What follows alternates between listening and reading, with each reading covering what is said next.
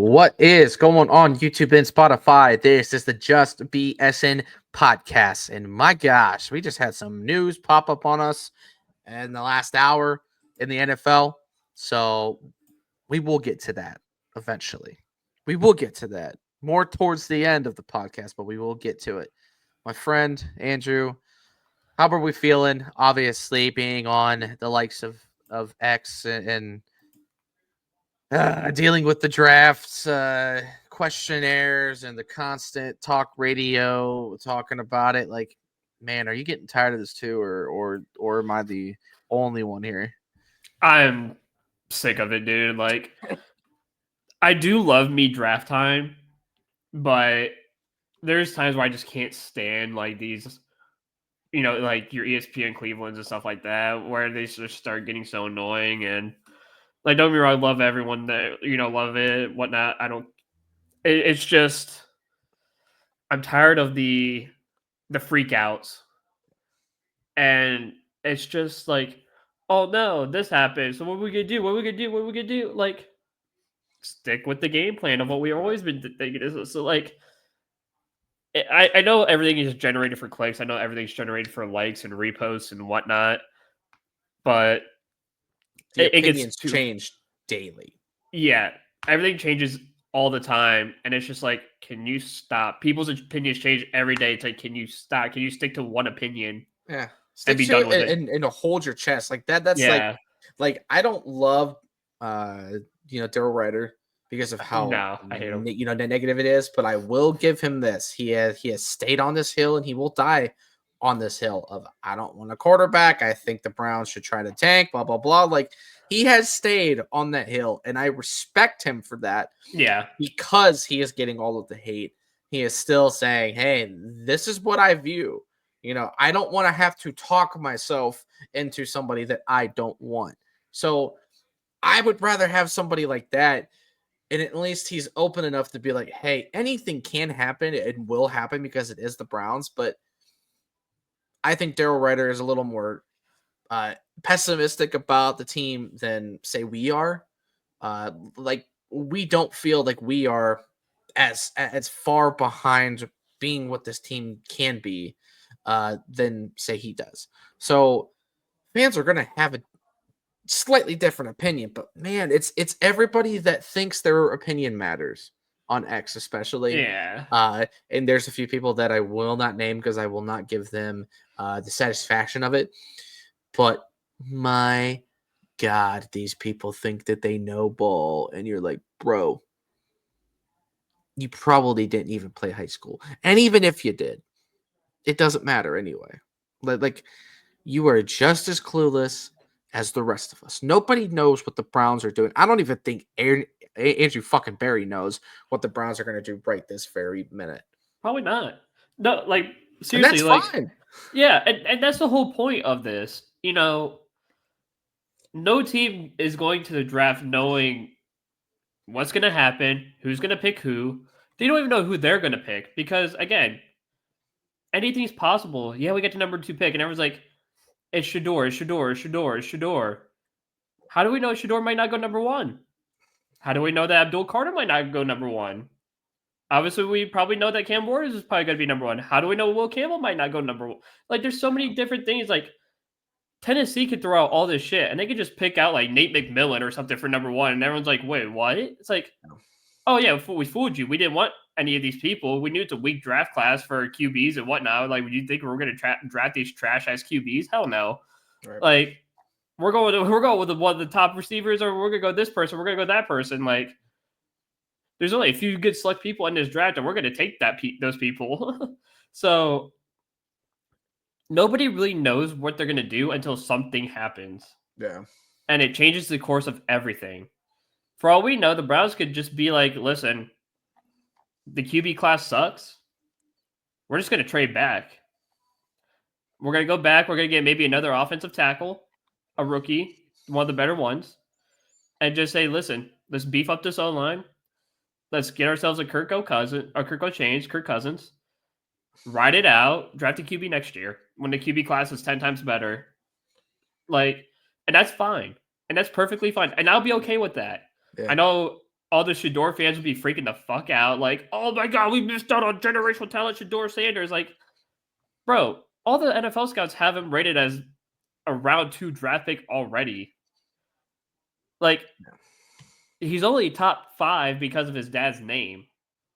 That's generally it. Like, isn't he supposed to have a pro day coming up? Soon. I think maybe even this week. I thought it was this week. It might be this week. I'll check. But yeah, there's still so much that you're gonna have to get into. So the point is, like, nobody fucking knows what these teams are going to do. Stop thinking that you know. But I don't want to dive too much into the Browns just yet. I want to save that for the end of the road. But the point is, we are getting tired of it. We are so ready for this draft to come. So later here in the show, we will break down a little more into kind of what we, or at least myself, and then obviously Andrew can chime in a little bit to see what he wants to do here. But I want to start with the Cavs real fast. I know there's not a whole lot to discuss on the Cavs since we are just waiting, honestly, for the season to end at this point. Like that's where the Cavs are at. We've been clinched in the playoffs since the beginning of the month. Like we are just ready to fucking get going. They finally ended their 4-game losing streak, which again, a lot of people were complaining about and a little scared about. And honest to God, like even Kyrie on a live stream this week said this. He's like, every team goes through stuff like that. Every good team goes through stuff like that. It's not a big deal. Like, it's not the end of the world. But they do take on the Blazers tonight. The last time we played the Blazers was that overtime game where I think both teams shot a combined like 70 free throws. I pray to the good Lord that we do not have that refereeing crew tonight. I doubt they are, but if they are, it's going to be a fun one. Donovan is not playing. He is still sort of dealing with this groin injury, but it's not him being out because of the groin. It's more of the management of it.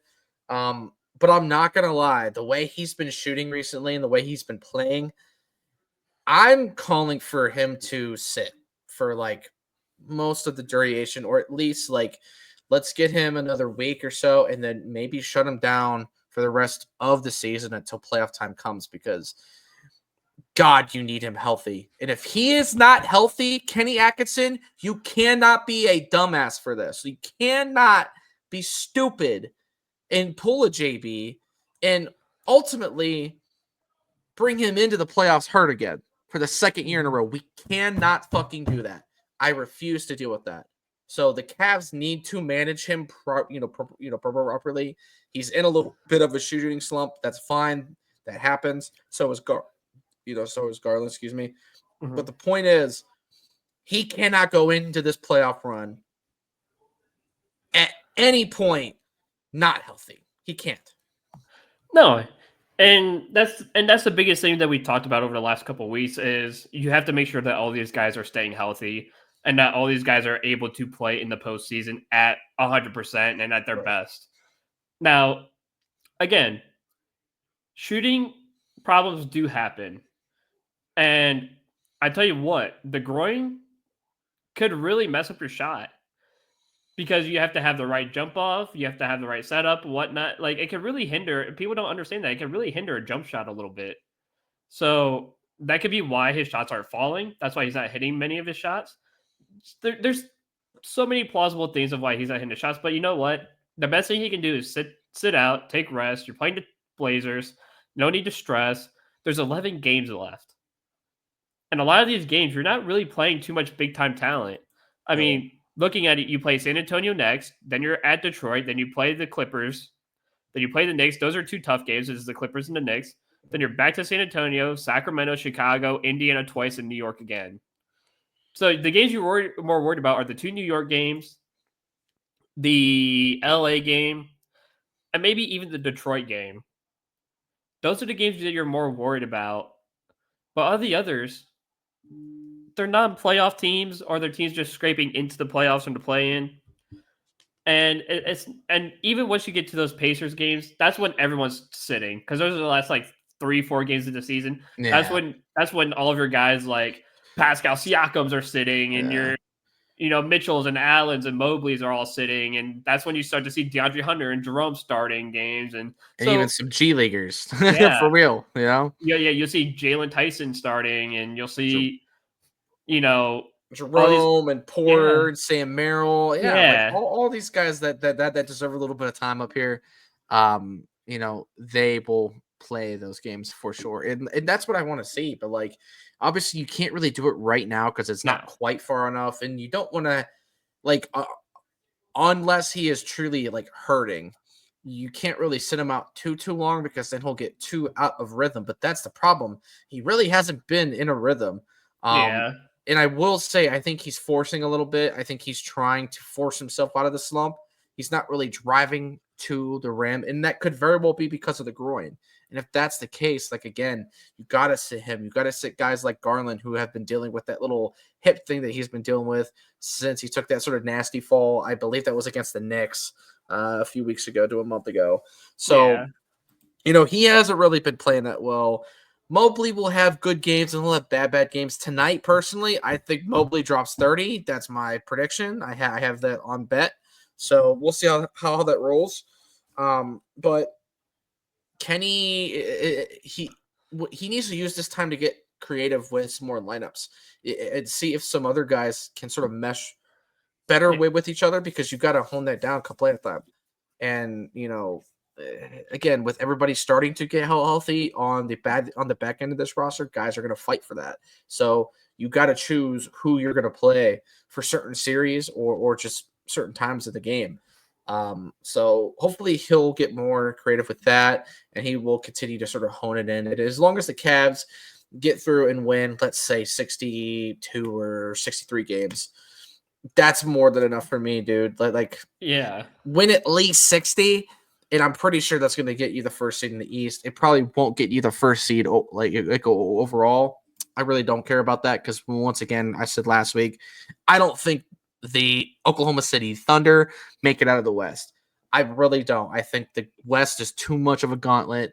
The Cavs have a much easier road once they get up to Boston, but everybody else before them, Detroit could be the Magic from last year for us.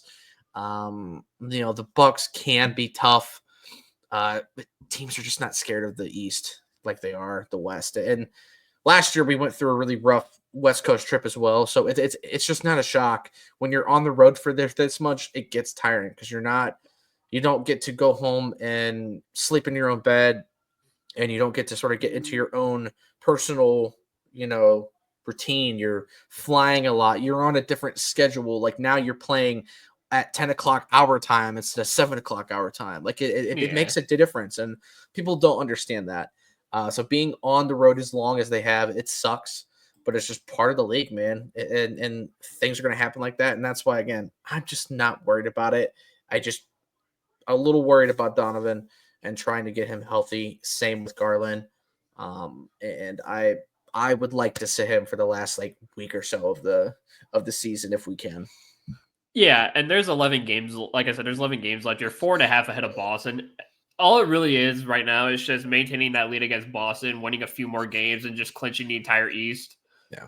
And then at that point, everyone can sit everyone at that point. You've clinched the East. You got nothing to worry about. Yes, exactly. Clinch the East and then sit everybody. Sit Yeah. everybody. Let them lose. Let them win. I don't care. Sit Yeah. everybody. Yeah, There's no point. and the thing is like with 11 games, you probably have to win the next maybe 4 or 5 games. Yeah. And if you win the next 4 to 5 games, hey, perfect. For the last 6 games, just sit everyone. Right. And Especially if Boston loses because they did Tatum got hurt last night. He rolled his ankle, so he probably won't be like super hurt, but wouldn't be surprised if they sit him a few games just to make sure he doesn't fuck that up even more. yeah, right now they're on the West Coast road trip and they play Phoenix tomorrow. Good. Hopefully Phoenix will give them a good run for their money like they fucking did us.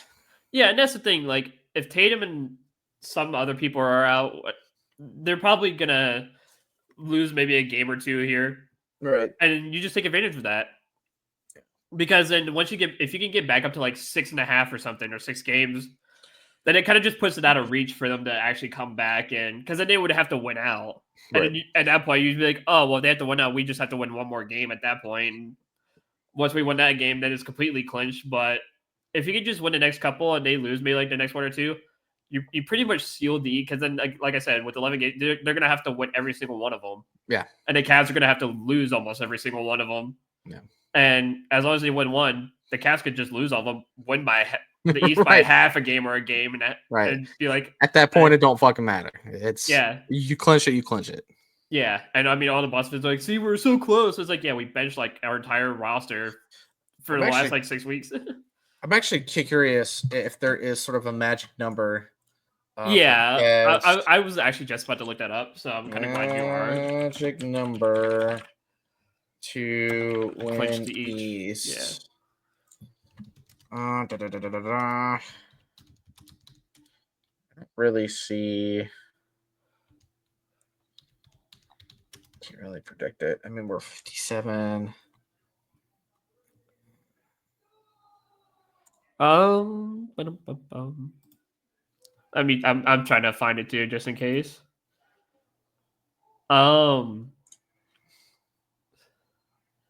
Let's see. His team might win. Yeah, I don't know if I could.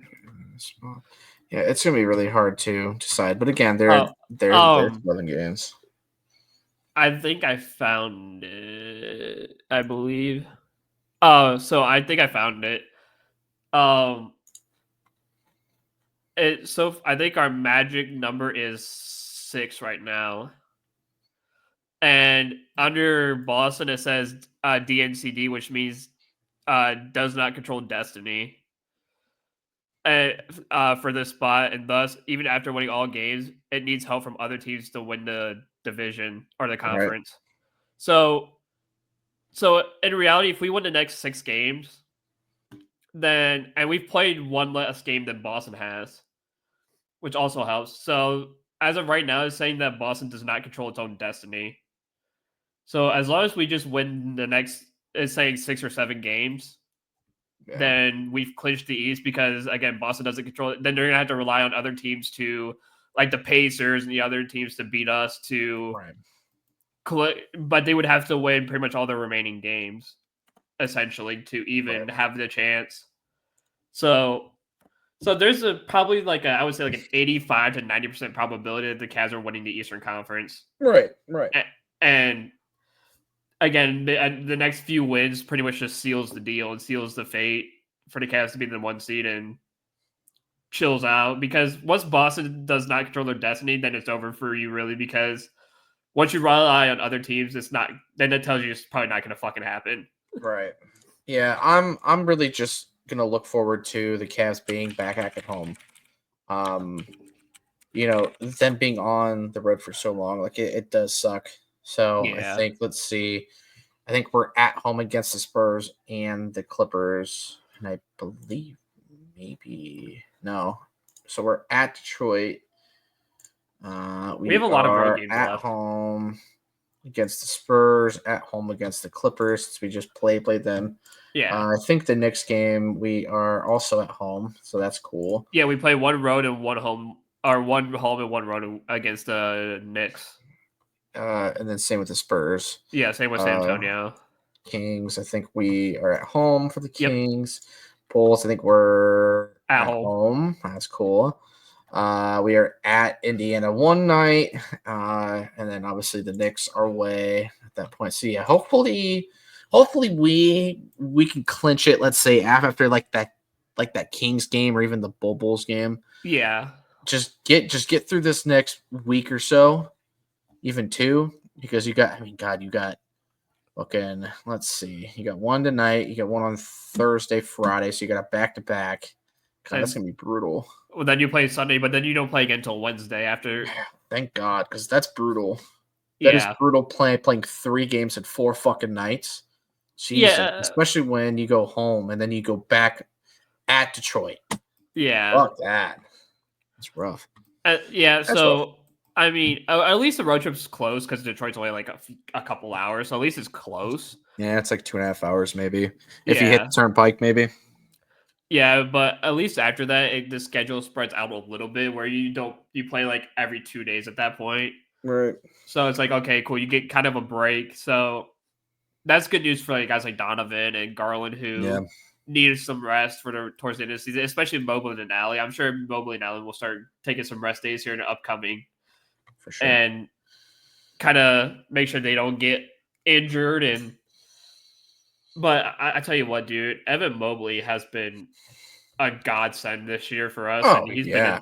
an animal. So watching him thrive, especially even without Donovan Mitchell, like I think Evan Mobley led the last game in points.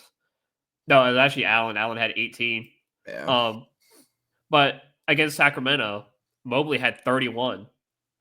So Yeah.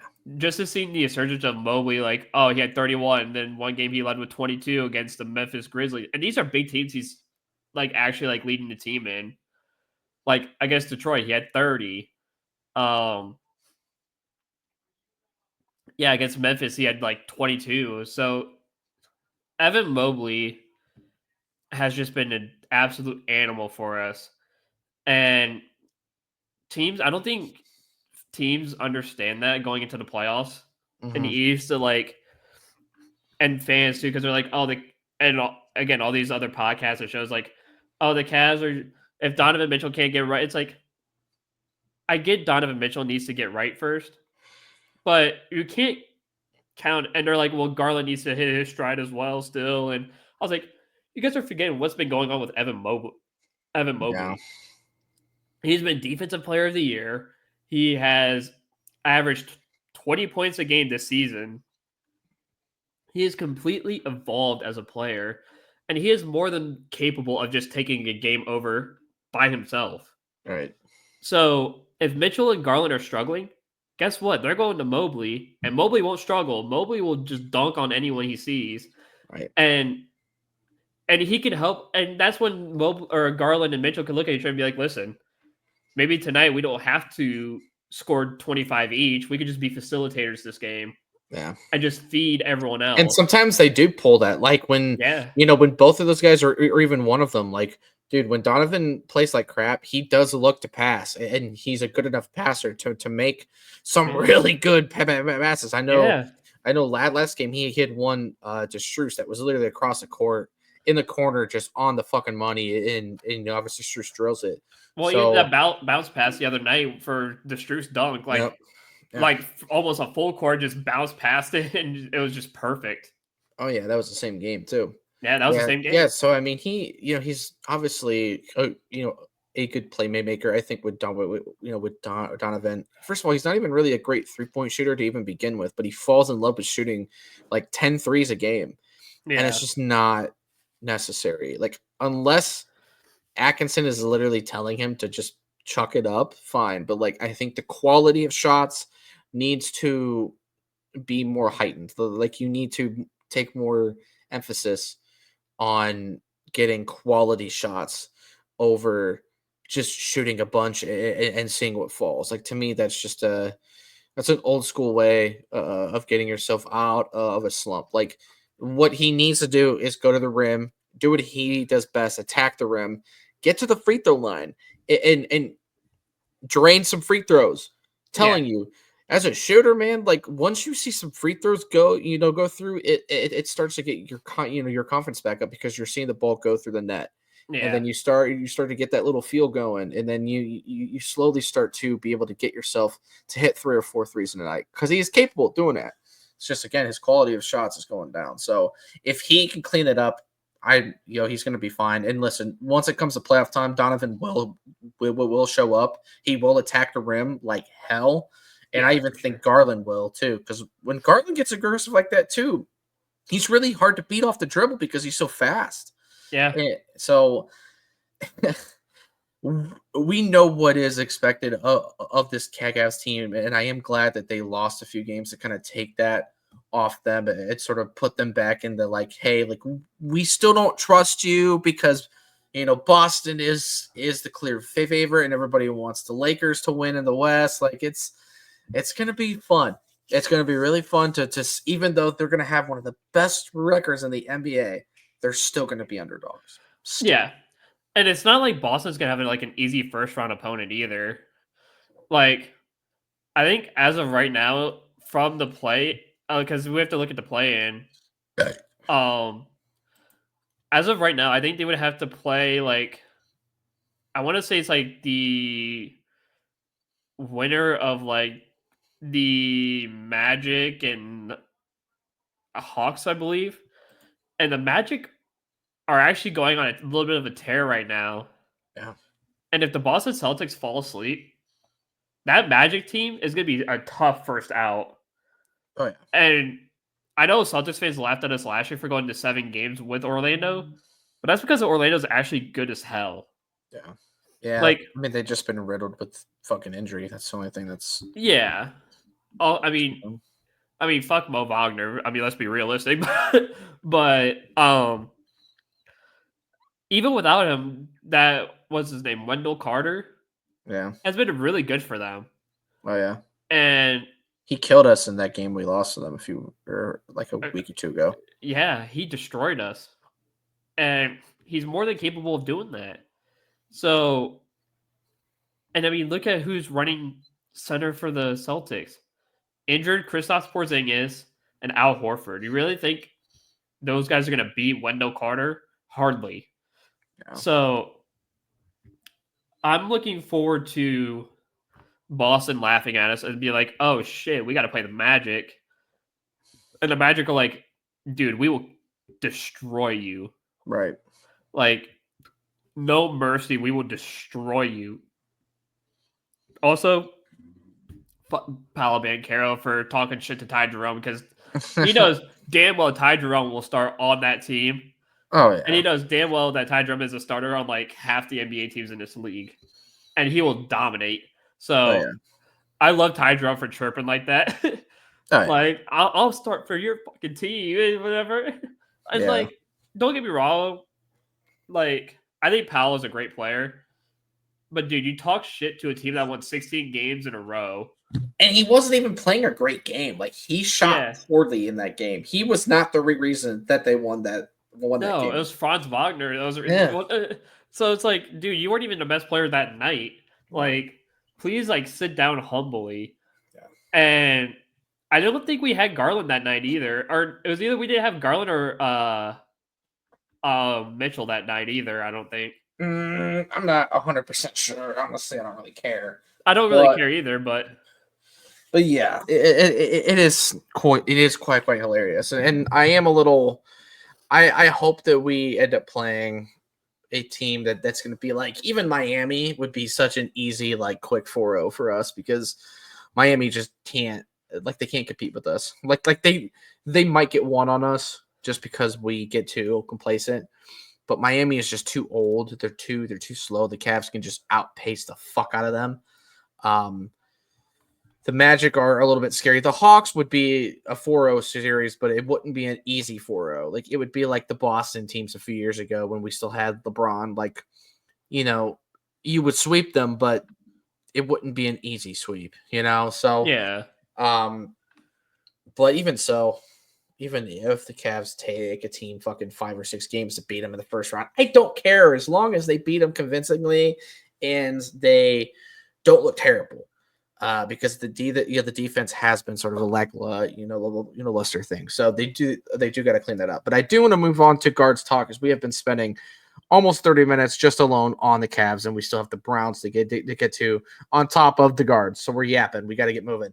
So the guards play in 2 days officially, the start of the season in Kansas City. Drew, I know you were saying that it's going to be beautiful out in Kansas City. So the guards really lucked out starting their season in Kansas City and not getting totally shit weather because it's one of those places where it can be like that, or it can be like where it is right now, where like it's clear but it's 45 and nobody wants to hit a baseball going 100 miles an hour in 45-degree weather. That hurts my hands alone just thinking about it. I know, right? So thank God. But the guards have set their starting five. They've got their their bullpen going. We pretty much have opening day sort of lineup sort of figured out. There's one more spot that we have to fill, but starting rotation to start the season. Tanner Bybee will get the nod. He obviously just had his extension where he's going to be here for, I think it's till 2029 or 2030. I think he has an option for 2030. I think it's a 29 and then option for 30. Yeah. So we have Bybee starting the season, Gavin Williams, Luis Ortiz, who has looked dreadful in spring training. So I hope he doesn't continue that streak in the regular season because he has been hot ass to start spring training. And then you finish it out with Lively, and Logan Allen did indeed make the starting rotation. So you have Tristan McKenzie and Cantillo both in the bullpen, which is going to be very interesting. And I think this is where McKenzie can still find his way to stay on a roster without having to basically blow himself up and have to get shipped out, because I just think he doesn't have the longevity in his arm to be a starter. He could be a guy that you can get 1 or 2 innings in a game and really help out, or he can help start in a bullpen game where you got a doubleheader and you had Lively or Allen play, and you're keeping Bybee or Williams for the following series. So you bring up a Cantillo and you bring up a Tristan McKenzie to sort of help you get through those games. I think that's a fun time too. And obviously the rest of our bullpen is stacked still. My God, I didn't list all of the names, but the bullpen this year looks a little bit better in my eyes than it did last year, and that's saying something. The guards also traded for Nolan Jones. We swapped out Tyler Freeman in that deal, so you kind of opened up the race for second base, which Arias did win. Brito did lose out on that. Again, there's still one spot left on the roster to bring up, so there is a chance that you could see Brito come up. We'll see how they end up doing that. But Arias has won the job for now at second base. Obviously, Brian Rorocchio is at short. Obviously, the GOAT is at third, and it's going to be Santana and Manzardo at first. You got Noel and Nolan Jones at right, Lane Thomas at center field, and Stephen Kwan at right or left field. So just an overall solid job, and obviously, Bo Naylor at catcher with Austin Hedges, who honestly Hedges has been hitting a lot better than Bo has, but both are solid behind the plate. So again, this team has a pretty solid stature right now, and this is without the likes of Shane Bieber and some other guys that are starting five is going to eventually switch to come mid-season. So the team that we have now will not be the team you're going to see come June or July in my eyes, because dude, once Shane Bieber comes to this starting five, you take out probably Luis Ortiz if he's going to continue pitching really badly. So your top 3 guys are going to be Shane Bieber, Tanner Bybee, and Gavin Williams. That is a fucking 3-headed monster. I don't think a lot of people understand how good it can be. Yeah, they don't really understand how good it could be because, like you said, it's a 3-headed monster between Gavin, Bybee, and fucking Ben Lively. So people don't understand that these guys are great. Yeah. Like, we transformed Ben Lively from average to good last year. Yeah. Like, he just had an average-ass career before he came to Cleveland, and he really elevated his game in Cleveland. And the thing is what people don't realize is that Luis Ortiz in spring training, has not been great. But if you look at last year, before spring training, he played in the winter in the Dominican League. ERA was 10.15. Was awful. Then goes into spring training that same year with Pittsburgh, and pitched the same ERA, essentially, above a 10 ERA. Yeah. Then he comes into last season and has a 340 ERA. So what does that tell me? Is that for him, spring training doesn't matter. Spring training is just to go in there, work on mechanics, work on a bunch of shit, figure some things out, and then go into the regular season and dominate. And if he could do that if he could continue to transition that, he'll be good this year too. Yeah. Maybe he just doesn't like spring training. Who knows? I mean, I don't know. And who knows? He might come into the regular season and just be, if he could be that 3.30 ERA pitcher that he was last year, you have 4 pitchers who are so good that changes the outcome of this starting 5. And mind you, Logan Allen has had the best spring training out of any one of these pitchers. He had like a 1.30 ERA. He looked like the Logan Allen in his rookie year where he was dominant in his rookie season. Right. That's the Logan Allen that I've seen in spring training. And if he can continue, and that's why he earned that 5th and final spot. If he can continue to do that all season, this starting rotation is being undervalued by everyone in the league. Yeah. Because this starting 5 would be so deadly. Even if Bibee, Gavin, and Lively pitch good, really good, then you just need Ortiz and Allen just to be average. And as long as they're average, again, it's going to be just like last year. Because what happened last year, and I don't think people remember this stat, because I saw this stat in the middle of the year or towards the end of the season last year, before the playoffs. Once the Guardians got the lead before the 6th inning, so if the Guardians were in the lead in the 6th inning or later, they were undefeated. Right. They did not lose. And I can feel that again this year. If the Guardians go with the lead into the 6th inning, they're not fucking losing. Yeah, it's going to be hard. You're not going to beat them because that bullpen is too stacked. You will, and you still got guys off on IR and stuff like that to come back for the bullpen that are even better. So this bullpen is just elite. So if the Guardians could continue to go into that 6th inning with the lead, I could go home knowing that we damn near won, that we just won that game. Full of confidence. Yeah. And people don't seem to understand that. The Guardians have a good team, and I'm tired of seeing these undervalued, people who don't know ball on TikTok and stuff like that, having the Guardians in 3rd or 4th place or whatever, saying, well, like, let me read you a comment I just got on TikTok while we were doing the podcast, because I made a comment about someone placing the Guardians in 3rd place. This guy said, no hate for the Guardians, just don't see them being as good. Think they got worse in a division where a lot of teams get better. The Twins didn't get better. The Tigers really didn't massively change their roster at all. Neither did the Twins. The Twins didn't change anything. The Tigers they got Jack Flaherty back, and that was about it. Yeah. And the Royals didn't do anything either. And it's not like the Sox are going to do anything. The White Sox are going to.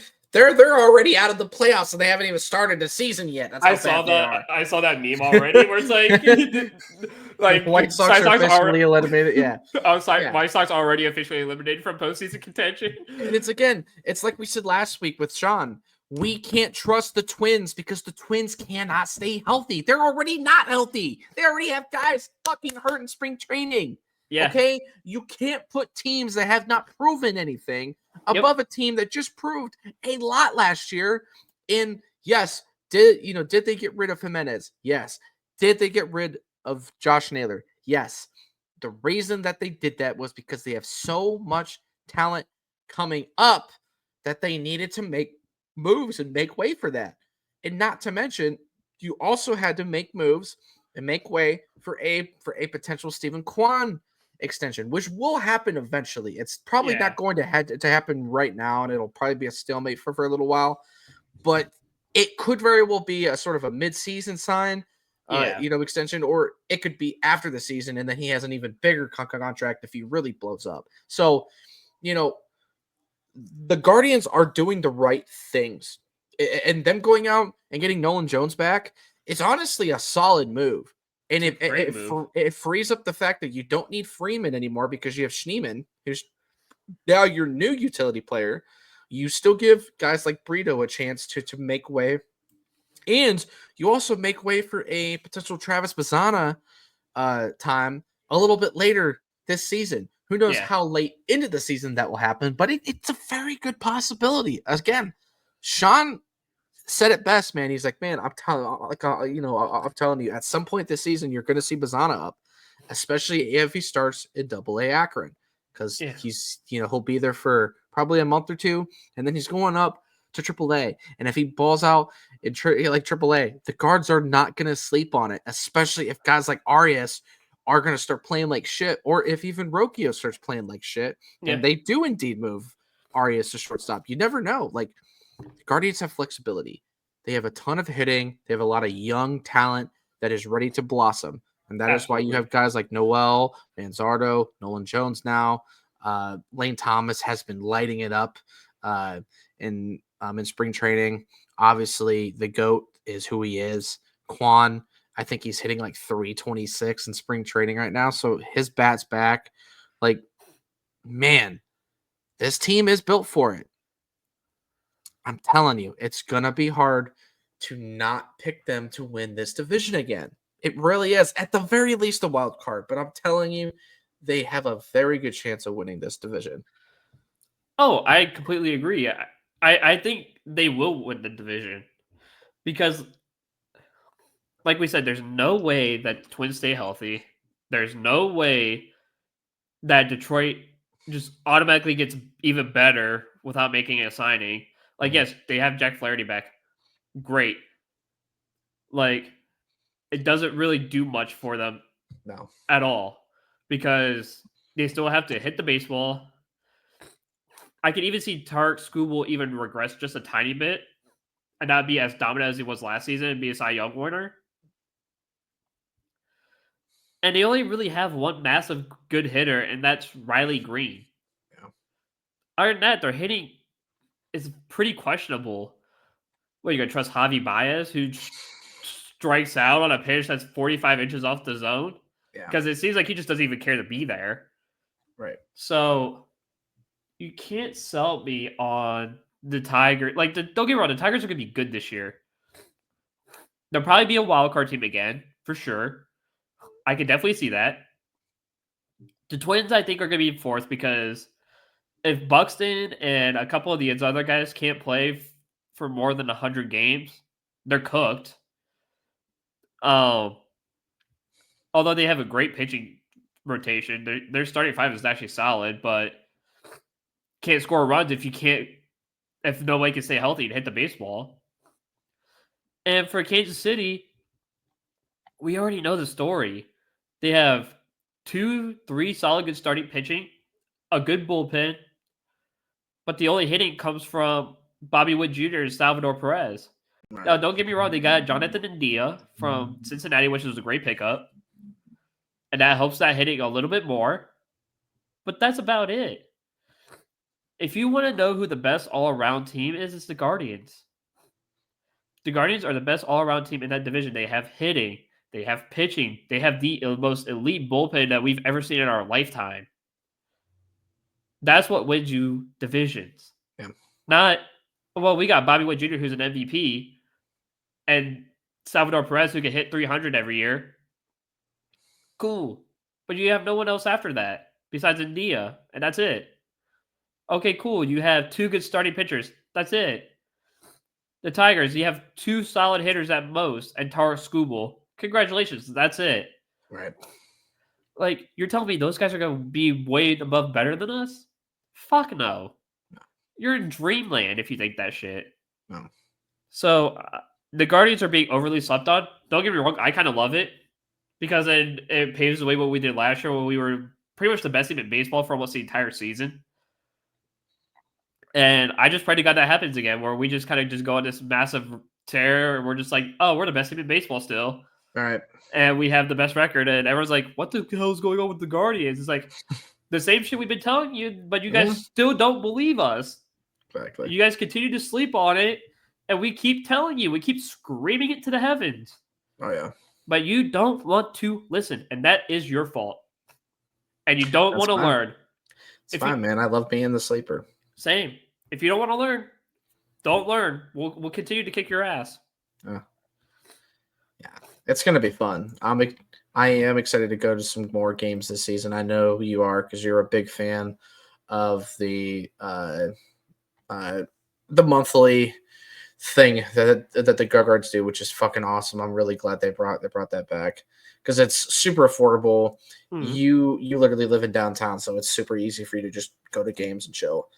And Yeah, apparently Damian Lillard has a blood clot in his I just saw that. calf, so he's out. It definitely that really hurts the Bucks, like very much hurts the Bucks. Yeah, That's not good.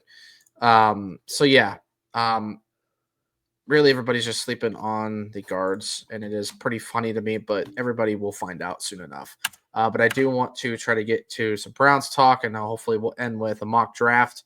yeah, But yeah, man, guards start in 2 days, man. It's going to be exciting. We are finally done with spring training after tonight, so we're there. We are there. But now for the not so fun, the constant dreading conversations that we keep having to have with the Browns. And I know we kind of touched on this. So I'm just going to dive right into this. So obviously, today, Russell Wilson signed with the Giants, 1 year deal. It's like 21 million, I think 10 million guaranteed. And they just signed Winston, was it like 2 weeks ago or so?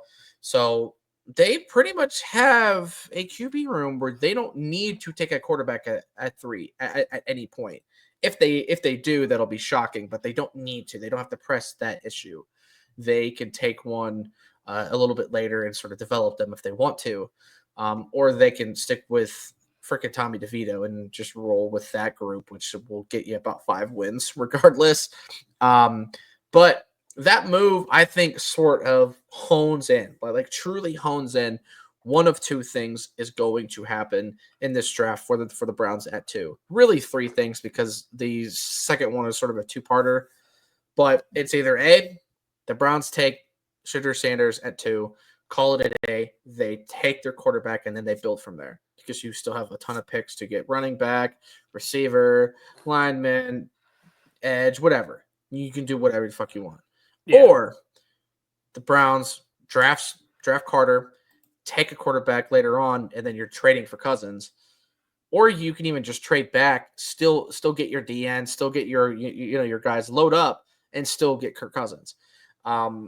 If the Browns don't take Shedeur at 2, I really do think that's going to be a for sure thing of, hey, we're probably going to trade for Cousins because it doesn't sound like Atlanta's just going to give them up, and Kurt has to waive his no trade clause for somebody, so he has to make that choice at the end of the day. But the news has been saying a lot that he wants to wait till after the draft to see if a team is going to put him in the same position that Atlanta just did.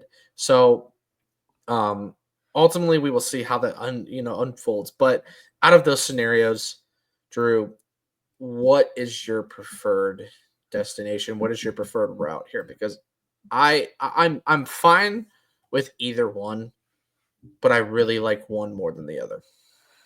yeah. I mean, I'm pretty much right there with you. I like one slightly more than the other, but with like the whole thing with Rush changes a lot, and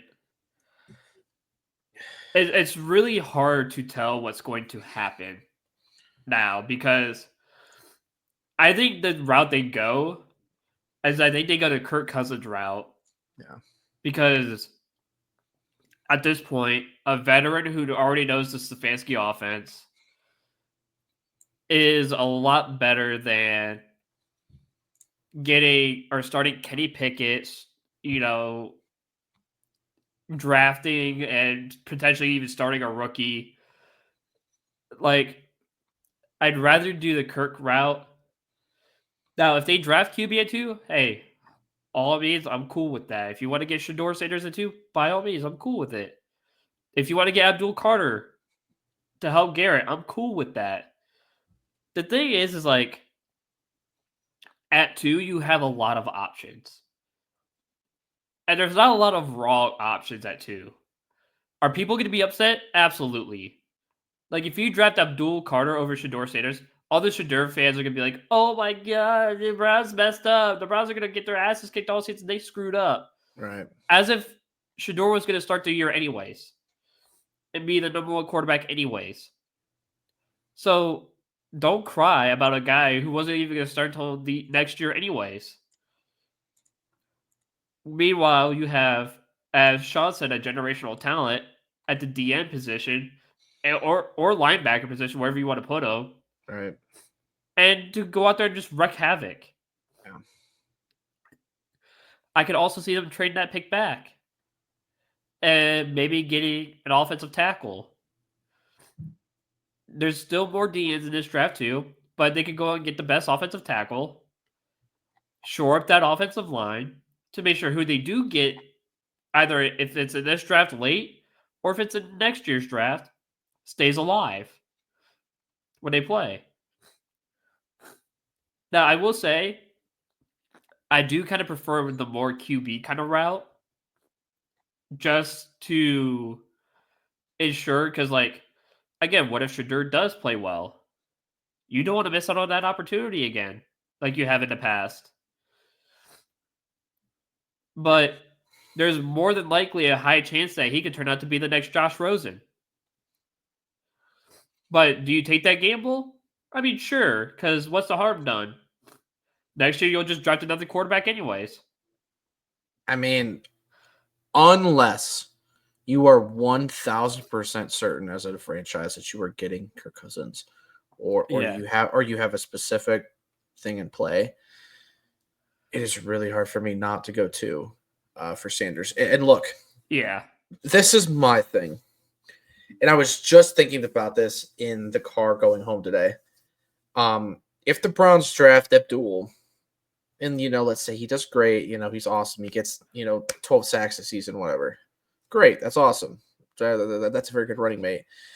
But what if we passed on Sanders at 2, and Sanders has an unbelievable fucking career Yeah. and wins somebody a Super Bowl, or we have another 4 or 5 years where we have bad QB play, where we don't have a quarterback, Yeah. and then that freaking double-edged sword is, okay, well, let's say you go Sanders, and then he ends up flopping, and then Abdul goes off.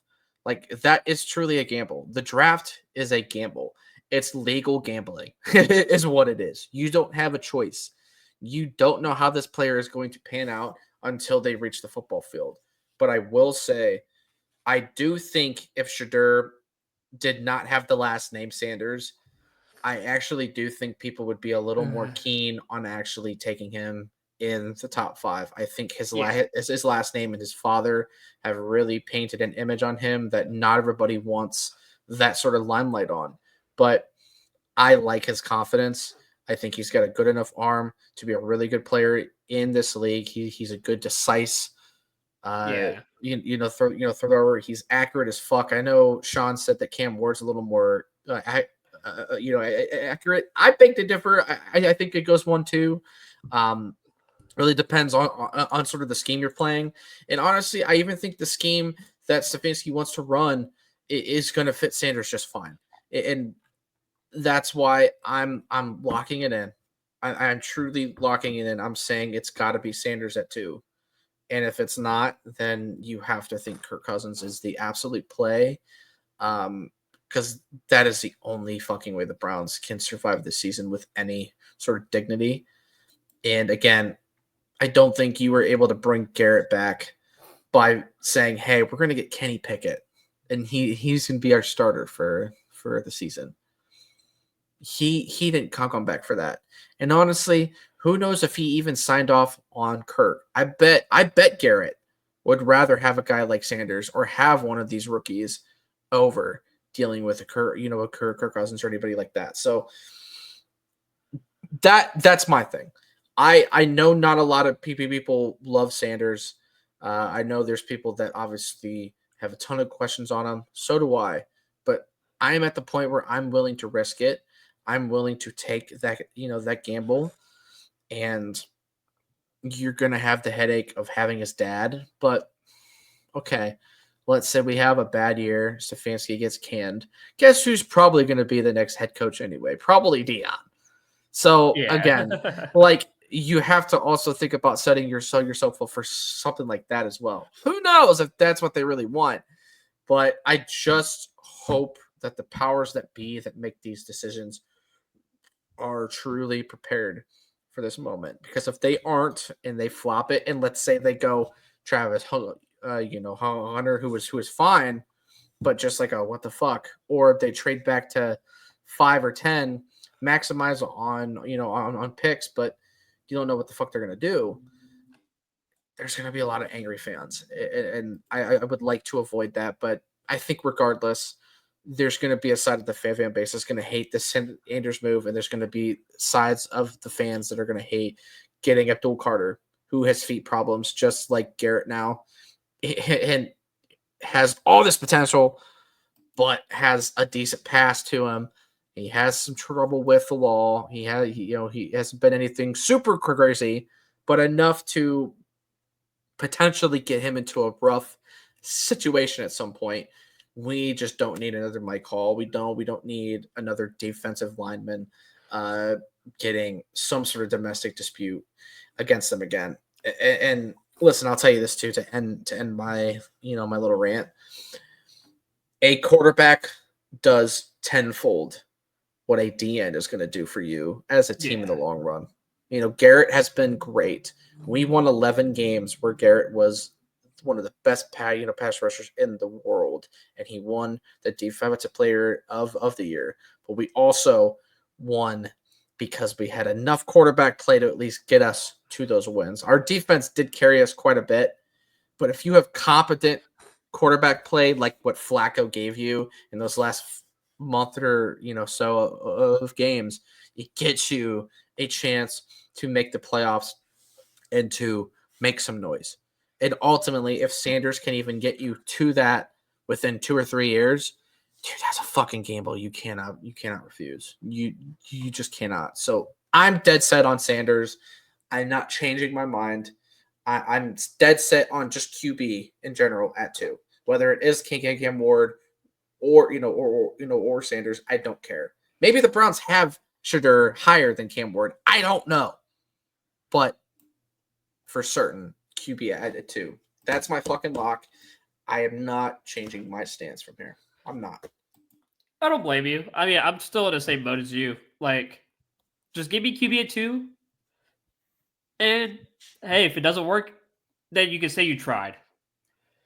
Because I'd rather fail knowing that we made the right choice in drafting a quarterback and say, okay, we got a guy who we thought could be your Josh Allen, your Patrick Mahomes, whatever. Yeah. And hey, he turned out to be Josh Rosen. Then hey, look, we went to the draft. We went there, we drafted him. No, there's a 50-50 shot that he's either going to be really good or a bust.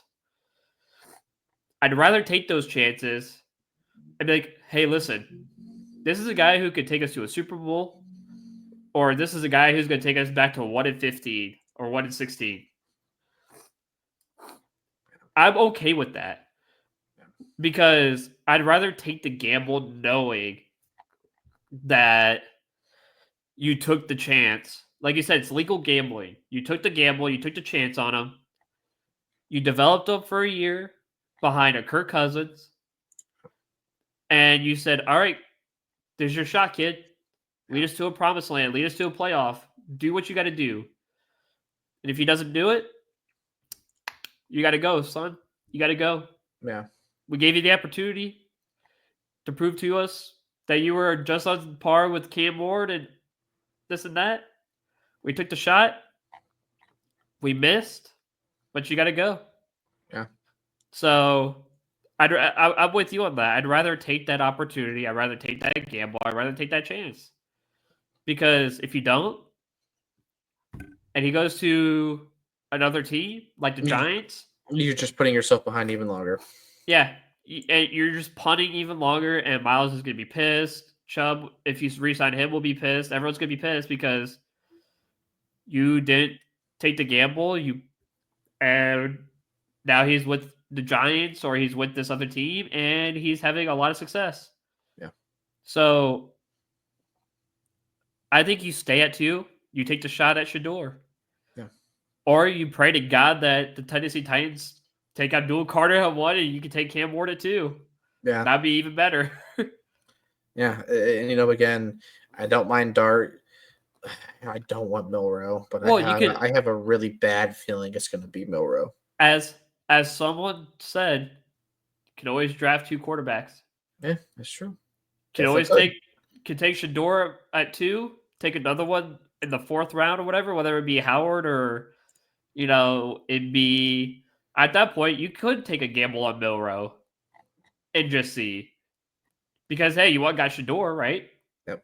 Might as well just say, fuck it, let's get Milrow too. Yeah. And if Milrow turns out to be better than Shador, hey, you can kick Shador out the door and be like, listen, we were all sleeping on Jalen Milrow. He was better than we thought. Yeah. His ass can play football. So we'll see. I'm not so confident. I'm not so confident either, but everyone's like, oh, he can run. Like, yeah, he can run. But is it going to be like Lamar Jackson where he can't run, but he can't throw? Right.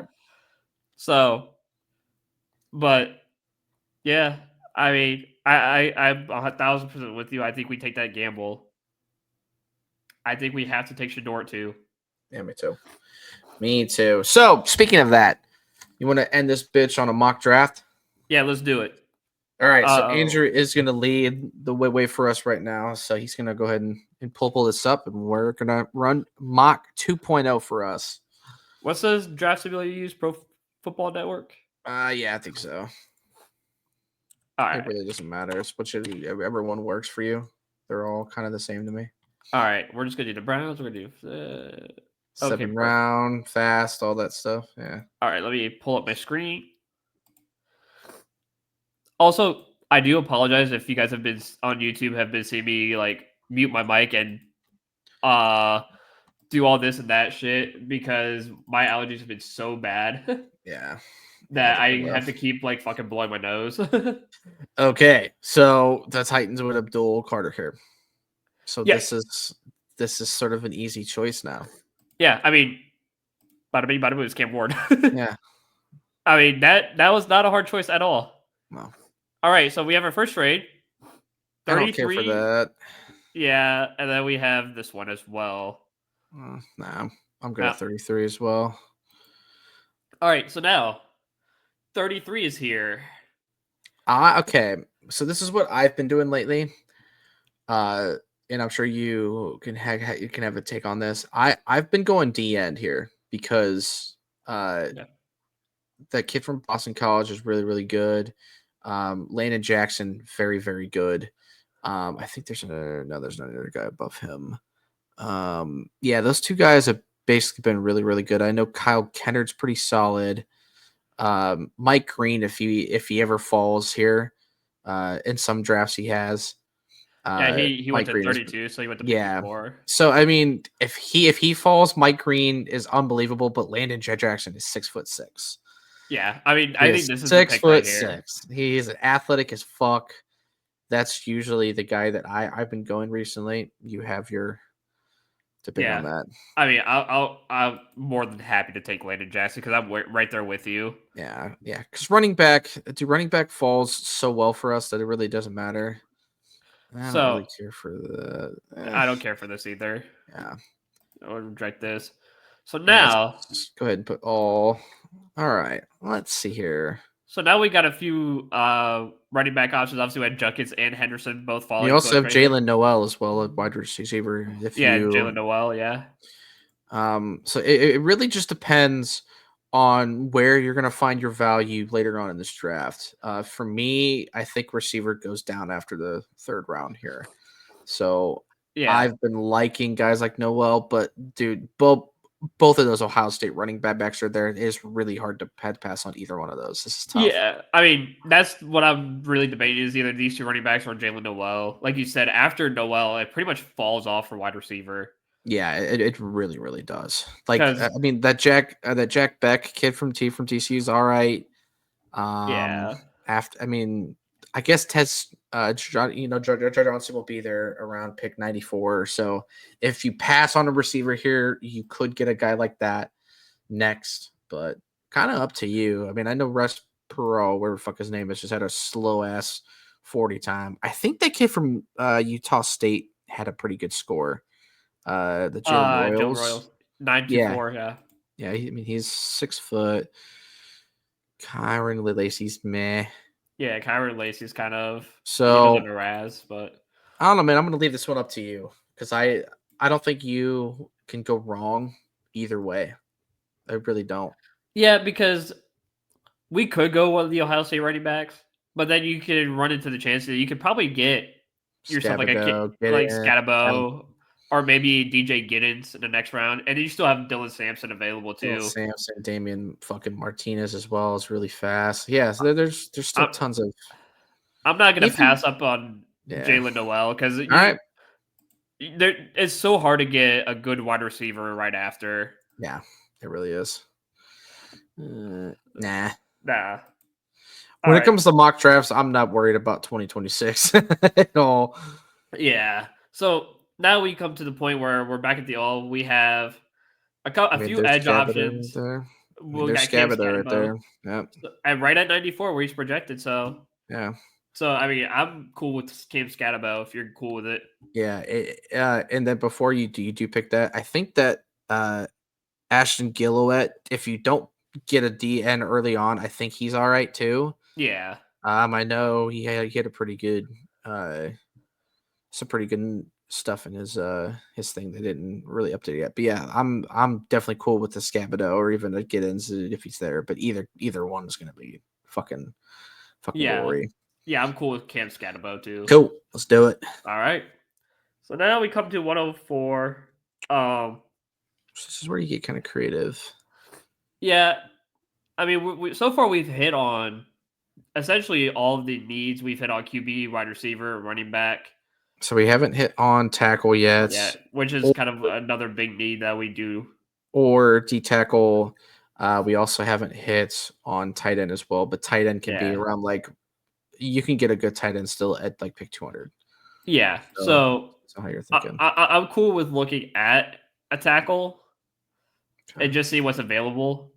Cornelius was all right. I think this Boston College kid ranked pretty well. 6'8", 316. My God. Yeah, 85 RAS too, so he's a stud too. I think that William and Mary kid's all right too. That Logan Brown Brown. kid's nice. 6'6", 311, 946. Yeah. I mean, I'm down. yeah. While his medical history may sound unease amongst teams, his physical gift, like as long as as long as he stays healthy, he's Yeah. a steal. So There's some quality tackles here. There really is. yeah, I'm cool with taking Logan Brown because I think this kid could be a stud if he Cool. stays healthy. Let's do it. All right, so now we get to get a little break. 179. This is the only thing that sucks about our draft here is you have that huge gap Yeah, to 179. So if you end up not going the offensive tackle route in that previous round, this round does have some pretty solid guys. I know that Jack Nelson guy is all right. He doesn't have a score, but I know he's solid. Obviously, Wisconsin. 6'15", yeah. And I think there's a kid from A&M that's pretty good. That safety, that Crawford kid, I think he's got like a fucking almost a 9.7. That's insane. He's solid. Yeah. This is where I usually always look for him, or even that the linebackers around this time. Like that. This is when I start going a lot more defensive heavy, or even corner. If you find decent corners here, like this is definitely where you start going more defense. Yeah, I mean, that guy's solid. He's 6'2". It's hard to overlook. All three of those top safeties are all pretty solid. Yeah, 921. I think he's 843. Yeah. 97 though. That's insanity. Yeah. Like I'm going Kid Crawford. Hell yeah, I'd love it. I'm glad you're on board. That's crazy. We can go Shiloh Sanders. I'm just kidding. We're not going to go Shiloh Sanders. He's ass. Okay.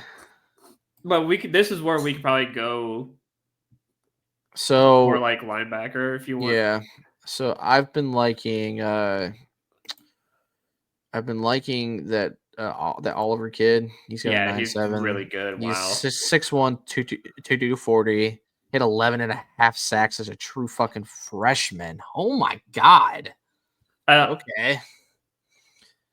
I mean, he could be a 3-4 linebacker. So I guess you got to see if he's got a 27.6 career tackle rate though. So he is a good blitzer. Yeah. But he's not going to. Damn. He's not good to pass, but I mean, you still have Cody Simon if you don't go linebacker here. You got to think about about the need where we're going to need more middle linebacker help. I know Cody Simon was a middle linebacker. Maybe this is where you go corner or even D tackle. You could even go another running back here as well. There's some options. There really is, and I think that Zaw for Razor Kid at linebacker went pretty high. Yeah, I mean Ty Robinson is he's solid. Beast. Yeah, he's solid. So for me, it's between him or it's between Colin Oliver. Okay. I'm just having a hard time picking which one. Yeah. I'm hoping we can get both. Really can't go wrong. Honestly, if I were you, I would go tackle here, and then I would look for a tight end after this. Okay, so we'll go that, and then we will. Yeah, I think he didn't go, so that's crazy. Yeah, which is crazy, but yeah, we could go look at tight end. There's my boy Lasky from Iowa. Luke Lachey. I mean, yeah, he's great. He's been my favorite tight end get because he's like the last one on the board that's got a solid score. Yeah, I'm down to get Luke Lachey because tight end's a big need too. Yeah. So we go to 216. All right, so this is where you start getting a little freaky. I mean, Colin Oliver's still there too. Go for it. I think crazy. That's the move. Yeah, that's crazy that he's still available. So here it's just kind of you can do best available. You can see if there's solid running backs or something, literally anybody that could possibly stand out for you. Yeah, I mean 793 is not bad in 8 RAS. No, kid's solid. I mean Craig Woodson, he's pretty good too. I know him. Yeah, Nick Martin is also really really solid, but my God, LeJontay Wester. Dude, they don't have anything on him. Oh, that's crazy. Let's see who else is down there a little bit more. I'm just curious. Nothing crazy. Yeah, I'm actually surprised I don't see as many. Okay, there's some more running backs. I think Donovan Edwards. God, he has a good RAS score. I did not know he scored so well. Yeah, 9.78. Because he's more of like a Kareem Hunt build. Yeah. Just curious. Pull up the rest of just the running backs. I just want to see what other running backs been falling here. Mario Anderson's all right. Yeah, he's okay. No, he doesn't have a thing. Quinn Cooley. 5'7". He's as tall as me, bro. Jeez. So did Jaden Blue go already? Is that what happened? Ooh, that kid's got a 9.6. Yeah, Montrell Johnson. I mean, he's probably fast as fuck too. If he's from Florida, he's got some speed. He displays impatience, not allowing blocks to fully develop, which can limit his effectiveness on his runs. Yeah. You know what? Your call. I was just curious, but If I'm only you cool. go. I'm cool with another running back. It's for me. It's between Donovan Edwards and this Montreal Johnson kid. Yeah. Which does it really say? Consistency is the biggest knock on him, but he also does not play to his size, which hurts him when working through contact or as a blocker. So you're telling me he's not going to be much of a blocker? He's a natural route runner with reliable hands. So he'll be good as a pass catcher. Yeah. So I don't mind that, honestly, because we could probably use a lot of that too. Yeah. So let's go. Cool. All right. So yeah, I mean, you see, like I kind of had I kind of had one that was a little bit similar. Obviously you get Cam Ward, you get your quarterback. There's no fucking worry. Yeah. And then again, Landon Jackson, he's a solid edge, dude. I'm telling you guys, if we pass on Abdul and we do this, getting a Landon Jackson there or even a Mike Green is going to still be a big get, and it's going to give Garrett some help on the edge. I'm telling you, like, it's not just Carter. There are a lot of DNs in this draft. I think they're going to go really, really high. Jalen Noel, obviously, I think he's like 6'2" or something. He's a big body receiver, deep ball threat. Cameron Scabato, we know what he's about. He's sort of the Nick Chubb prototype type of guy. Yeah. Not a whole lot of speed, but he's just an absolutely insane runner. Not a huge guy. Logan Brown, monster. He's like 6'6". Keaton Crawford obviously has that insane score. He's going to be productive. Ty Robinson getting a solid run block or run defending guy. Also has 10 pass deflects this past 2 seasons. That's really solid. And 13 tackles for losses too.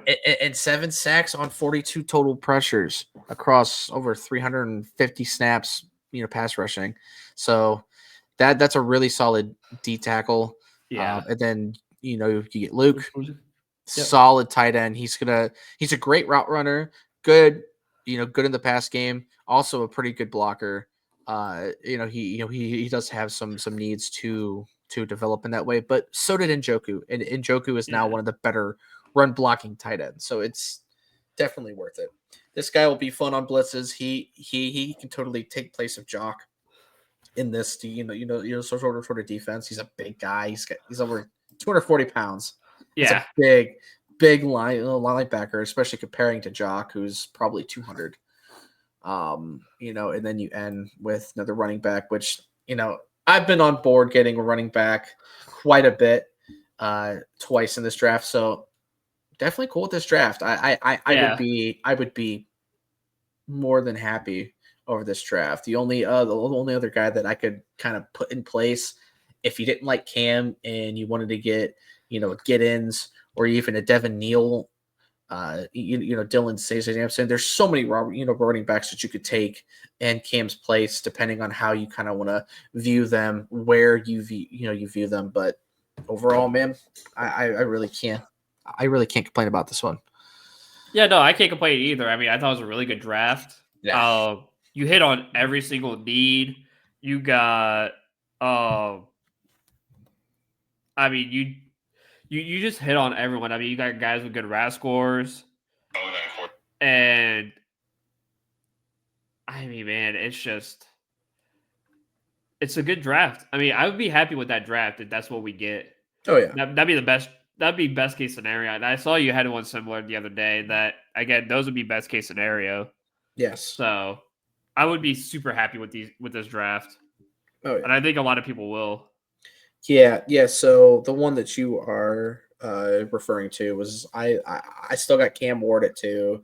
I had Mike Green at 33. I got Judkins at 67. Torrey Horton, who is another solid receiver from Colorado State. And then I got a solid tackle. I got some trades, so I was able to get a pick at 105, 145, and then 219. So I had a few more picks in this draft than we did. But I got another linebacker. I actually got Jack Sawyer at 179. So I got 2 edges. who I thought were really solid. I still got the Crawford kid. I still got Latchkey. I still got Devin Neal at 219, and then I ended with a corner from Florida at 255. Yeah. Jason Marshall Jr., who I think had a pretty nice RAS score. So, drafts can really unfold a certain way. I'm just curious how Barry's gonna kind of unfold on it. Yeah, But for sure. yeah, man, we're gonna keep doing these until pretty much the draft starts. So be excited for that, or don't. I don't really care. We're gonna keep doing them because they're a fun way to end.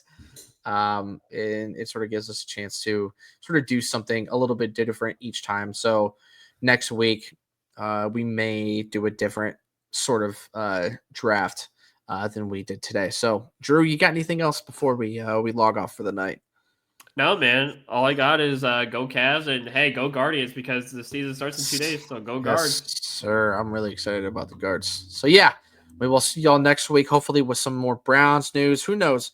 Maybe the Browns will find a quarterback next week. I doubt it, but maybe they will. We will see. We'll see you guys next week.